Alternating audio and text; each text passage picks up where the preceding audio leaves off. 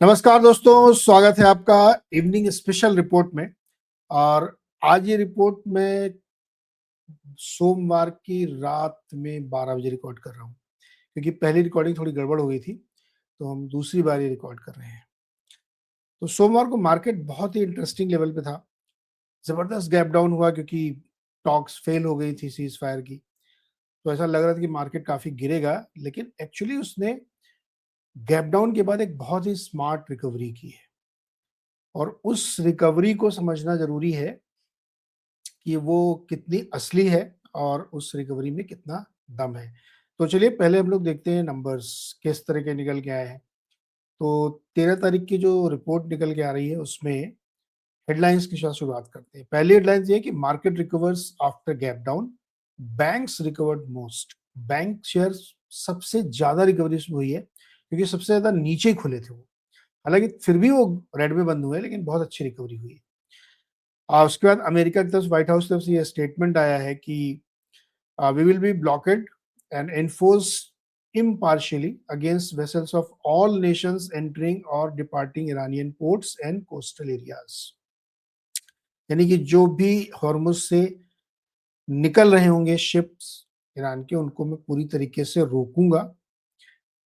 किसी भी देश के हों, किसी भी चीज के हों, कोई भी शिपमेंट हो, क्योंकि उनको हॉर्मुज को क्लियर करना है और वो प्रेशर बनाने की टैक्टिक्स है। तीसरी हेडलाइन है retail inflation picks up, IMD says monsoon will be below average. तो ये तीन के इर्द गिर्द हम लोग बातचीत करेंगे आज इवनिंग रिपोर्ट में। सबसे पहले डेटा। 208 पॉइंट कमजोरी के साथ निफ्टी बंद हुआ। एक समय 400-500 पॉइंट गिर गया था, लेकिन बहुत अच्छी रिकवरी हुई और ऑलमोस्ट डे हाई के आसपास आप कह सकते हैं जाके मार्केट बंद हुआ। सारी जगह अच्छी रिकवरी थी, लेकिन स्मॉल और मिड कैप में ज्यादा बेटर रिकवरी थी कुछ शेयर में। लेकिन ब्रॉडर मार्केट में वैसी रिकवरी आपको जब एडवांस डिक्लाइन दिखेगा तो शायद नहीं दिखेगी, लेकिन ठीक ठाक रिकवरी वहां पे भी हुई है। लेकिन विक्स नीचे नहीं आया। विक्स का नीचे ना आना इस बात का संकेत है कि मार्केट में अभी भी ये डर या सस्पिशन बना हुआ है कि कोई भी बुरी खबर अगर आएगी वहां से तो मामला गड़बड़ हो सकता है। लेकिन क्या वाकई ऐसा होगा? पिछले हफ्ते और सोमवार के मार्केट को देख के ऐसा लगता नहीं, क्योंकि वॉर अब कितना एस्केलेट होगा इसको मार्केट शायद इस तरह से डिस्काउंटिंग दे रहा है कि अब परमाणु युद्ध ही कर लो आप, तभी गिरेंगे हम, अदरवाइज नहीं गिरेंगे। धमकियों का असर अब नहीं हो रहा है। तो इसीलिए विक्स जो है उन धमकियों के मद्देनजर ऊपर बना हुआ है कि कब क्या चीज आएगी उस हिसाब से वो रिएक्ट करेगा। चार्ट आप देखिए तो लगभग डे हाई तो नहीं कह सकते, लेकिन ऑलमोस्ट ऊपरी लेवल पे जाके बंद हुआ निफ्टी का इंडेक्स। और बैंक में जैसा मैंने कहा कि ज्यादा अच्छी रिकवरी हुई थी, तो ये लगभग डे हाई के आसपास बंद हुआ। बावजूद इसके कि बैंक निफ्टी के 14 में से 12 शेयर रेड में बंद हुए हैं, फिर भी रिकवरी बहुत अच्छी थी क्योंकि आईसीसी बैंक लीड कर रहा था। तो किसने ऊपर खींचा, किसने नीचे गिराया? लार्जली तीन स्टॉक पे आप नजर रखिए। आईसीसी बैंक मार्केट को ऊपर ले जाने में सहयोग करने वाला सबसे बड़ा कंट्रीब्यूटर, और आरआईएल एचडीएफसी बैंक सबसे बड़े ड्रैग करने वाले। तो इन लोगों ने ड्रैग किया और एक अकेला बेचारा सपोर्ट कर रहा था। तो 200 पॉइंट की इस गिरावट में 100 पॉइंट इन आरआईएल और एचडीएफसी का कंट्रीब्यूशन है नीचे खींचने में। तो जैसा मैंने कहा था कि हीट मैप अगर आप देखेंगे निफ्टी 500 की, तो इसमें आपको ग्रीन पैच बहुत कम दिखेंगे, रेड या पिंक ज्यादा दिखेंगे, क्योंकि लार्जली मार्केट में क्लोजिंग बेसिस पे आप कमजोरी देखेंगे, लेकिन रिकवरी अच्छी दिखेगी। तो हमें तो वो पकड़ना है कि मार्केट में दरअसल हो क्या रहा है। तो दरअसल ये हो रहा है मार्केट में कि वैल्यू बाइंग हो रही है, शॉर्ट कवरिंग हो रही है, और जहां जिसको समझ में आ रहा है वो बाइंग कर रहा है। इसलिए रिकवरी बहुत ही स्ट्रांग थी, बावजूद इसके कल छुट्टी का दिन है, मतलब अम्बेडकर जयंती की छुट्टी होगी 14 तारीख को। आईसीसी बैंक का चार्ट देखिए, जो सबसे मजबूत स्टॉक था ऑलमोस्ट डे हाई के आसपास, लेकिन आरआईएल और एचडीएफसी बैंक गिर के बंद हुए। एचडीएफसी बैंक ने कोशिश की, लेकिन आखिरी घंटे में ये पैटर्न थोड़ा सा समझना चाहिए आपको कि वॉल्यूम भी दिख रहा है और गिर के बंद हुआ है। आखिरी घंटे में रेड कैंडल्स ज्यादा हैं, यानी एचडीएफसी बैंक में फिर से डिलीवरी बेस्ड सेलिंग हुई है, क्योंकि वॉल्यूम इशारा कर रहा है। एफआईज ने अपना पिछले 3 महीने में 3% से ज्यादा का स्टेक बेच दिया है। इसीलिए एचडीएफसी बैंक में बुरी तरीके से पिटाई पिछले 1 साल से आप कह सकते हुई है। एडवांस डिक्लाइन में देखेंगे तो बहुत बुरा नहीं है। टोटल नंबर 1782 बनाम 2583 है, ठीक ठाक कह सकते हो आप। निफ्टी 500 में भी बहुत बुरा नहीं, 1:2 का रेशियो लगभग आपको दिखेगा। बैंक निफ्टी में जो टॉप इंडेक्स आइटम थे वो उतना अच्छा प्रदर्शन नहीं कर पाए। इसके अलावा जो लूजर और गेनर सेक्टर्स थे, तो जो गेनर्स में तो कोई खास नहीं था, डिफेंस और सीपीएससी एनर्जी बहुत मामूली सा जरा सा ग्रीन थे। लेकिन गिरने वालों में ऑटो इंडेक्स लीड कर रहा था। ये एक सरप्राइजिंग फैक्ट है कि मार्च में सेल्स नंबर अच्छे आए थे, यानी मार्च भर में जो बिक्री हुई ऑटो की वो ठीक थी, बुरी नहीं थी। अप्रैल 1 को जो नंबर आए, फिर भी ऑटो इंडेक्स लगातार गिर रहा है। शुक्रवार को भी गिरा था और आज भी गिरा। एफएमसीजी और कंजम्पशन गिरा। एफएमसीजी कंजम्पशन गिरने के पीछे इन्फ्लेशन का एक बड़ा हाथ है। कम अच्छा मानसून होगा, इसका भी बड़ा हाथ है, तो इसलिए वो गिर गया है। और आईटी शेयरों की आज भी अच्छी खासी पिटाई हुई। आपने देखा कि गिराने वालों में टीसीएस और इन्फोसिस शामिल था। अब बात आती है कि एफआईआईज ने क्या किया। एफआईआईज ने अपना जो क्रम चल रहा था बेचने का, उसको बिल्कुल बदस्तूर जारी रखा। आज भी 2000 करोड़ की सेलिंग की इन्होंने नेट। और डीआईआईज ने 2400 करोड़ की खरीदारी की है। डीआईआईज के पास अब इस समय खरीदने के लिए उतने अच्छे लॉजिक नहीं है, पैसे भी कम है, तो इसलिए वो रिजल्ट सीजन को देखने के बाद ही खरीदारी करेंगे। लेकिन एफआईआई भी उतना नहीं बेच रहे हैं जिससे कि मार्केट में बड़ा सेल ऑफ आए। वो उतना ही बेचते हैं जितना आराम से खप जाए। ये बात मैं बिल्कुल अंडरलाइन करके बता रहा हूँ आपको। एफआई से स्मार्ट आप नहीं है, ये बात आप स्वीकार कर लीजिए। उनको बेचने में क्या जाता है, उन्होंने अगर वो 4000 करोड़ के बेचते तो आज मार्केट 500 पॉइंट नीचे होता। लेकिन उन्होंने उतना ही बेचा जितना आराम से खप गया। मार्केट में इतनी स्मार्ट रिकवरी के बावजूद आपकी बाइंग सिर्फ 2000 करोड़ की है, तो ये एक इंटरेस्टिंग पॉइंट है। पूरे महीने में देखिए आप 41,000 करोड़ की बिकवाली कर चुके हैं एफआईआईज, और 38,000 करोड़ की बाइंग की है डीआईआईज ने। अदर एसेट क्लास में देखेंगे तो अच्छी खबर है, क्रूड फ्रंट से दोनों 100 के नीचे आ गए हैं, 98 के आसपास ट्रेड कर रहे हैं। सबसे इंटरेस्टिंग बात है कि ब्रेंट अब ऊपर चल रहा है, डब्ल्यूटीआई नीचे चल रहा है। ये जो जो एक बहुत ही सिंपल फार्मूला होना चाहिए कि डब्ल्यूटीआई नीचे होना चाहिए और ब्रेंट ऊपर, वो फिर से आता हुआ दिख रहा है। हालांकि अभी भी वो ऊपर ही बने हुए हैं।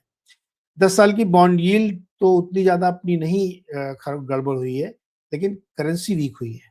आज 93.30 की क्लोजिंग करेंसी की बहुत अच्छी तो नहीं मानी जाएगी। गोल्ड थोड़ा सा इंचअप हुआ है, 4700 के पार चला गया है। इन्फ्लेशन का नंबर अपना आया, इसको थोड़ा ध्यान से समझ लीजिए आप। पिछले साल अक्टूबर में लोएस्ट था 0.25%। उसके बाद हर महीने थोड़ा बढ़ के आया और मार्च महीने में 3.4% एनुअलाइज बेसिस पे आया है, जो कि एक्सपेक्टेशन था 3.8 का, 3.38 का। उसके सामने आया 3.4, यानी उम्मीद से ज्यादा, मंथ ऑन मंथ भी ज्यादा।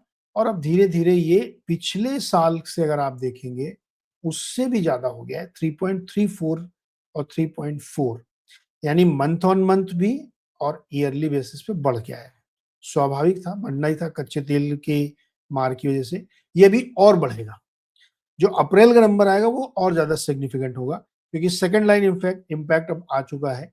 तो उसकी वजह से आप जो अप्रैल का सीपीआई नंबर देखेंगे वो और ज्यादा वीक होगा, यानी बढ़ा हुआ आपको दिखेगा यहाँ पे। तो महंगाई का असर दिखेगा और वो हमें अगले महीने इंतजार करना चाहिए। ये एक इमेज मैं आपको दिखा रहा हूँ, इसको थोड़ा समझते हैं कि जो अमेरिका ने कहा कि वो ब्लॉकेट करेगा उसका मतलब क्या है। देखिए अभी जो आपको इस स्क्रीन में जहां पे दिखा हुआ है सी ऑफ ओमान, और ये है सी ऑफ ओमान, यानी जो इस साइड का पार्ट है वो ओमान का वाटर है, और जो ऊपर एकदम टॉप नॉर्थ में दिखेगा वो ईरान का है। अभी जो शिप की लाइन है, जो पैसेज है, वो बिल्कुल सी ऑफ ओमान जहां पे लिखा हुआ है, यहां से ऐसे घूम के और फिर ये आते हैं। इसी जगह पे जो बहुत ही रूटीन पैसेज कॉमन था, इसके नीचे ही वो बिछाई गई हैं माइंस, जो ईरान ने बिछाई है, जिसको वो कह रहे हैं कि हम हमको पता नहीं आ रहा कहाँ बिछी है, कहाँ ढूंढ के। ईरान क्या चाहता है कि एक नया पैसेज खुले जो यहाँ नॉर्थ से आएगा, यानी ईरान की वाटर की तरफ से, और उसको ही हम लोग मैनेज करते हैं और उसको खाली करने के लिए तैयार नहीं है। अमेरिका क्या कह रहा है कि हम इस पूरे पैसेज को बंद करेंगे, पहले कोई शिप नहीं जाएगी, चाहे वो ऑयल की हो, गैस की हो या किसी और कमोडिटी की हो, पास नहीं होगी। और हम उसको क्लियर करेंगे, जितना भी माइन्स बिछाई है उसको अमेरिका क्लियर करेगा। क्यों ऐसा कर रहा है अमेरिका? 2 रीज़न से। एक तो इसका प्रेशर डायरेक्टली ईरान पे पड़ेगा, क्योंकि ईरान का इम्पैक्ट जो एक्सपोर्ट और इम्पोर्ट का है वो ज़ीरो होगा। अब आप कोई भी चीज़ ना तो एक्सपोर्ट कर पाएँगे ना इम्पोर्ट कर पाएँगे, तो ईरान के ऊपर एक इकोनॉमिक प्रेशर आएगा। दूसरा, उसके जो मददगार देश हैं उनमें से एक चाइना है। चाइना के ऊपर भी प्रेशर बिल्ड करना है। क्यों बिल्ड करना है? कि चाइना की बात सुनता है ईरान। तो अगर चाइना का भी माल नहीं पहुँच रहा, ना आ रहा है, ना जा रहा है, तो चाइना ईरान के ऊपर प्रेशर बनाएगा बातचीत पे आने के लिए दोबारा से। तो अमेरिका इस स्ट्रैटेजी पे काम करते हुए हॉर्मुज़ पे फोकस कर रहा है। अ, अगर आपको याद हो तो मैंने 2 बातें इस वॉर के बारे में कही थी। एक, हमने आपसे बहुत पहले कहा था कि ये वॉर अब हॉर्मुज़ पे ही टिक गया है। वो चाहे फ़ार्स आइलैंड के थ्रू हो या हॉर्मुज़ के थ्रू हो, क्योंकि ईरान की सारी ताकत इस पर है कि वो हॉर्मुज़ को रोक के रखे हुए। अगर ये फ्री हो गया, सप्लाई पूरी दुरुस्त हो गई, तो फिर आप युद्ध करते रहिए, कुछ भी उसका कुछ फ़र्क नहीं है। जैसे हमास कितने से 1 साल से चल रहा है, 1.5 साल से चल रहा है, कुछ नहीं फ़र्क पड़ रहा है। वैसे ही हॉर्मुज़ को अगर फ्री करा ले गया यूएस, तो ईरान की ताकत खत्म हो जाएगी, फिर आप लड़ते रहो, कोई फ़र्क नहीं पड़ता उससे। दूसरी बात हमने आपसे ये कही थी कि 22 तारीख है उसकी 10वां दिन, जब वो 2 हफ्ते का समय खत्म होगा। मुझे अभी भी लगता है कि 22 अप्रैल से पहले आपको इसका कोई सॉल्यूशन दिखेगा, क्योंकि ईरान के अंदर भी अब देखो उतनी दम बची नहीं है। प्रोलॉन्ग्ड वॉर का मतलब है भारी आर्थिक नुकसान, जिसके लिए ईरान उतना समर्थ नहीं है। ये सच है, इसको एक्सेप्ट करें लोग। तो उसकी वजह से अमेरिका का प्रेशर वर्क करेगा और ये सॉल्यूशन निकलेगा। बावजूद इसके कि भारत, चीन, रूस, तमाम सारे देश या यूरोपियन देश मदद नहीं कर रहे हो हॉर्मुज़ को ओपन अप करने में, और सबसे ज़्यादा फ़ायदा ही नहीं होगा, स्टिल नहीं कर रहे हैं वो।